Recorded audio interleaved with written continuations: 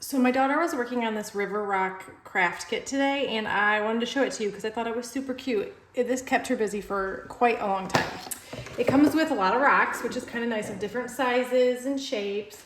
It comes with these paint sticks, and so before you use them, you just take the lid off like this, take some scissors and kind of snip the top, and then you can put the paint kind of in this however you would like.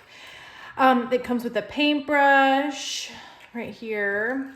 It comes with some eyeballs that you can stick on your rocks, and then it comes with some stickers too. So it comes with this little paint tray as well. So you just put the paint in the tray. You have this. I get a little cup of water so you could like rinse in between.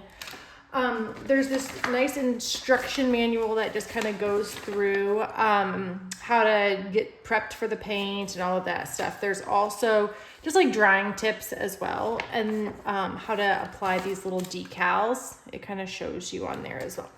And then there's some ideas. So if your kids are like, don't really know where to start, they have little hedgehogs and penguins and snails and different things on both sides. There's a few different options so you can kind of play around with it. And so I'll kind of play with one so you can see what it's like.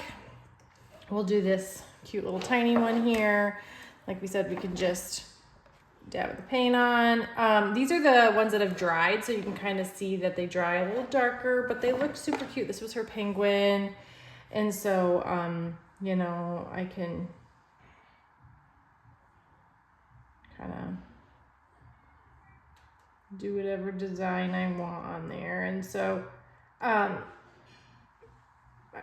told her to kind of dip it in the water in between if you didn't want to mix the colors, but I thought it was cute. And I mean, you can play with it as much as you want. You could overlap the colors, let some dry, and then go ahead and paint over it with another color.